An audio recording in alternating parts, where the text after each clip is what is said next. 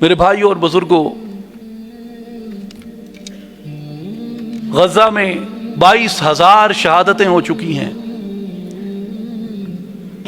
9,000 سے زائد بچے ان میں شہید ہونے والے ہیں، تسلسل سے شہادتیں ہو رہی ہیں، روزانہ کی بنیاد پہ 100 کے لگ بھگ شہداء ہوتے ہیں غزہ میں، اور ہم میں اتنی سکت نہیں ہے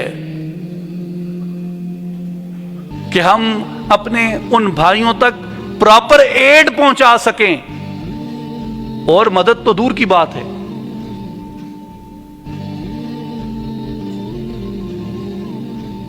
میرے بھائیوں اور بزرگوں، یہ اگر آپ غور و فکر کریں، اگر آپ سوچیں تو یہ کیوں ہوا ایسا؟ ہم اس کمزوری تک بحیثیت امہ کیوں پہنچے؟ اس داخلی انتشار اس کی ایک بڑی وجہ ہے۔ اس داخلی انتشار سے معیشتیں کمزور ہوئیں، دفاع کمزور ہوا، خارجہ پالیسیاں کمزور ہوئیں، اس داخلی انتشار کے سبب معاشرت کمزور ہوئی، جس کے نتیجے میں ریاستیں کمزور ہوئیں۔ جب ریاستیں کمزور ہوئیں، ان میں اتنی سکت نہیں ہے کہ حق کو حق کہہ سکیں، جھوٹ کو جھوٹ کہہ سکیں، قاتل کو قاتل کہہ سکیں، ظالم کو ظالم کہہ سکیں، مقتول کو مقتول اور مظلوم کو مظلوم کہہ سکیں۔ اتنی سکت نہ رہی۔ آپ دیکھیں، ابھی ان 2 سالوں میں، 2 برسوں میں 2 جنگیں ہوئیں، ایک غزہ کی اور ایک یوکرین کی۔ آپ دونوں پہ انٹرنیشنل رسپانس دیکھ لیں، غزہ پہ کیا انٹرنیشنل رسپانس ہے اور یوکرین پہ کیا ہے۔ یہ میں نہیں کہہ رہا، آئرلینڈ کے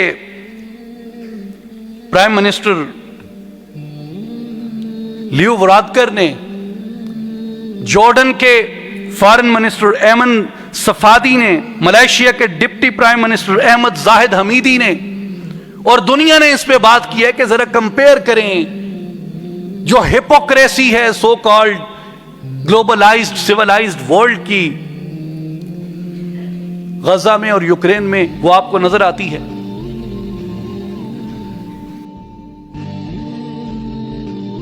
تو ہم بحیثیت امت، بحیثیت معاشرت اس قدر کمزور ہیں کہ اپنے قبلہ اول کے لیے بھی نہیں بول سکتے۔ یاد رکھیں، جب تک قرآن موجود ہے، جب تک اس میں سورہ اسراء موجود ہے، مسجد اقصی سے میری محبت غیر مشروط ہے۔ سبحان الذی اسری بعبدہ لیلا من المسجد الحرام الی المسجد الاقصی الذی بارکنا حولہ، کہ پاک ہے وہ ذات جو راتوں رات اپنے بندے کو لے گیا مسجد حرام سے مسجد اقصی کی طرف، جس کے گرد و نواح کو ہم نے برکت عطا فرمائی ہے۔ آج آپ کو اقصی کے مطالبے سے دستبردار کریں گے تو پھر کل مسجد حرام کے مطالبے سے بھی دستبردار ہو جاؤ گے،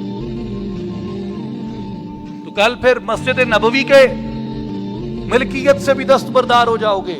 آج اگر اقصی کی ملکیت سے دستبردار ہوتے ہو، اقصی کی ملکیت سے دستبردار ہونے کا نتیجہ اور اس کا مطلب اتنا آسان نہیں ہے۔